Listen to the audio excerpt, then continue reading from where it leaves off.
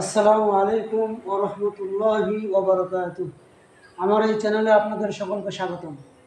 আমার এই চ্যানেলে যারা নতুন তাদেরকে অনুরোধ করছি যে আমার এই চ্যানেলটি দয়া করে সাবস্ক্রাইব করে দিন, যাতে করে আমার ভিডিও সবার আগে আপনার কাছে পৌঁছে যায়। প্রিয় দর্শক, আজকে আমি খুব ভাষার গুরুত্বপূর্ণ প্রাথমিক বিষয় সম্পর্কে আলোচনা করব ইনশাআল্লাহ। প্রিয় উপস্থিত প্রিয় দর্শক, প্রত্যেকটা ভাষারই গুরুত্বপূর্ণ কিছু বিষয় থাকে প্রাথমিক। যেমন আরবির 29টি হরফ, 29টি হরফ যদি কেউ জানতে পারে তাহলে তার জন্য কোরআন শরীফ পড়া, কোরআন শরীফ ধরা তার জন্য সহজ হয়। আর যদি 29টি হরফ সে পড়তেই না পারে, বুঝতেই না পারে, তাহলে কীভাবে সে কোরআন শরীফ পড়বে? ঠিক তদ্রূপ ইংরেজিতে 26টি লেটার্স রয়েছে। যদি কোনো ব্যক্তি 26টি লেটার্স পড়তেই না পারে, দেখে দেখে বলতেই না পারে, তাহলে ইংরেজি তো রিডিং করা দূরের কথা। ঠিক তদ্রূপ বাংলা ভাষা, আমরা যারা বাংলা ভাষা বাংলাদেশি লোক, আমরা বাংলা ভাষা শুদ্ধভাবে পড়তে এবং লেখার ক্ষেত্রে সর্বপ্রথম আমাদেরকে বাংলা বর্ণমালা সম্পর্কে জ্ঞান থাকতে হবে। বাংলা বর্ণমালা আমাদেরকে জানতে হবে, বাংলা বর্ণমালা আমাদেরকে দেখে পড়তে হবে। তাহলে আমরা আমাদের জন্য, আমাদের যে বাচ্চাদের জন্য বাংলা রিডিং করা সহজ হবে। আমাদের অনেকের বাচ্চারা বাংলা রিডিং করতে পারে না, বাংলা স্বরবর্ণ ব্যঞ্জনবর্ণ পারে না, পারলে হয়তো শুদ্ধ নয়। তো আজকের আমার এই ভিডিওটি আপনাদের জন্য অনেক ভালো হবে মনে করছি ইনশাআল্লাহ। তাই ধৈর্য সহকারে আমি আপনাদের কাছে অনুরোধ করব, ধৈর্য সহকারে আমার এই ভিডিওটি শেষ পর্যন্ত দেখুন এবং শুনুন। দেরি না করে আমরা ভিডিও শুরু করছি।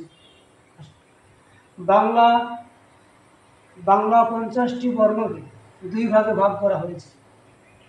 আমি আগে বলেছি আরবিতে 29টি হরফ রয়েছে, ইংরেজিতে 26টি লেটার্স রয়েছে, আর বাংলায় 50টি বর্ণ রয়েছে। এই 50টি বর্ণ, এর পরে স্বরবর্ণ রয়েছে, ব্যঞ্জনবর্ণ রয়েছে, যুক্তাক্ষর রয়েছে। বাংলা ভাষা একটু কঠিন আছে, তাই আমরা যদি একটু লক্ষ্য করি ইনশাল্লাহ আমি ধাপে ধাপে সবগুলো শেখাবো। আমার চ্যানেলটিকে আপনারা সাবস্ক্রাইব করবেন, যাতে আমার ভিডিওটি আপনার কাছে আগে পৌঁছে যায়। বাংলা 50টি বর্ণকে দুই ভাগে ভাগ করা হয়েছে। এক, স্বরবর্ণ। দুই, ব্যঞ্জনবর্ণ। স্বরবর্ণ কাকে বলে? স্বরবর্ণ 11টি। স্বরবর্ণ হলো যে সমস্ত বর্ণ নিজে নিজে স্পষ্টভাবে উচ্চারণ হতে পারে, অন্য বর্ণের সাহায্য ছাড়াই নিজে নিজে স্পষ্টভাবে উচ্চারিত হতে পারে, তাকে বলে স্বরবর্ণ। স্বরবর্ণ মোট 11। স্বর অ, স্বর আ, হ্রস্ব ই, দীর্ঘ ই, হ্রস্ব উ, দীর্ঘ উ, রি, এ, ওই, ও, ও। আমি আরেকবার বলছি, প্রিয় দর্শক আপনারা মনোযোগ দিয়ে লক্ষ্য করবেন। স্বরবর্ণ 11টি। স্বর অ, স্বর আ, হ্রস্ব ই, দীর্ঘ ই, হ্রস্ব উ, দীর্ঘ উ, রি, এ, ওই, ও, ও। এখন আমরা আসি ব্যঞ্জনবর্ণ। প্রিয় দর্শক, আমরা যে ব্যঞ্জনবর্ণ কাকে বলে? ব্যঞ্জনবর্ণ হচ্ছে যে সমস্ত বর্ণ নিজে নিজে উচ্চারিত হতে পারে না, অন্য বর্ণের সাহায্য ছাড়া নিজে নিজে উচ্চারিত হতে পারে না, সে সমস্ত বর্ণকে বলা হয় ব্যঞ্জনবর্ণ।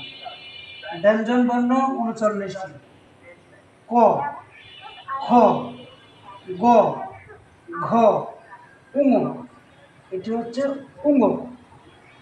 চ, ছ, বর্গীয় জ, বর্গীয় জ, ঝ, ইউ, এই বর্ণটি হচ্ছে ইউ।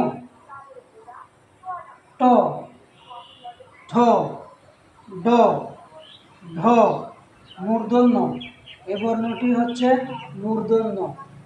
ত, থ, দ, ধ, দন্ত ন, প, ফ, ব, ভ, ম, অন্তুস্থ জ, অন্তুস্থ জ, অন্তুস্থ জ। গ বিন্দু র, গর নিচে যে আমরা দেখতে পাচ্ছি এটাকে বাংলা বলা হয় বিন্দু। আরবিতে হরফের উপরে বা নিচে যদি যেটা থাকে সেটা চার কোনা মতো, সেটা চার কোনা মতো, এবং সেটাকে বলা হয় নুক্তা, আর বাংলায় বলা হয় বিন্দু। ব বিন্দু র, ল, তালব্যস, এটা এই বর্ণটির নাম হচ্ছে তালব্যস। মূর্ধন্যস, এটাকেও আমরা অনেকে বলি, এই বর্ণটিকে আমরা অনেকে বলি পেট কাটা মূর্ধন্যস। এটা শুদ্ধ নয়, পেট কাটা মূর্ধন্যস বলা ঠিক নয়, শুদ্ধ নয়, বলতে হবে মূর্ধন্যস, মূর্ধন্যস। দন্ত স, হ, ডয় বিন্দু র, ঢয় বিন্দু র, অন্তুস্থ ওই, অন্তুস্থ ওই, খণ্ডত, খণ্ডত, অনুস্বর, অনুস্বর, অনুস্বার, অনুস্বর দুটি বলা যায়, অনুস্বর, বিসর্গ, বিসর্গ, চন্দ্র বিন্দু, চন্দ্র বিন্দু। প্রিয় দর্শক, এতক্ষণ আমাদের সাথে থাকার জন্য সকলকে ধন্যবাদ। আর আমাদের এই চ্যানেল, আমাদের এই চ্যানেলটি ভালো লাগলে আমাদের চ্যানেলটি সাবস্ক্রাইব করবেন, লাইক কমেন্ট শেয়ার করবেন, আমাদের সাথেই থাকবেন। খোদা হাফেজ। আসসালামু আলাইকুম ওয়া রাহমাতুল্লাহি ওয়া বারাকাতুহু।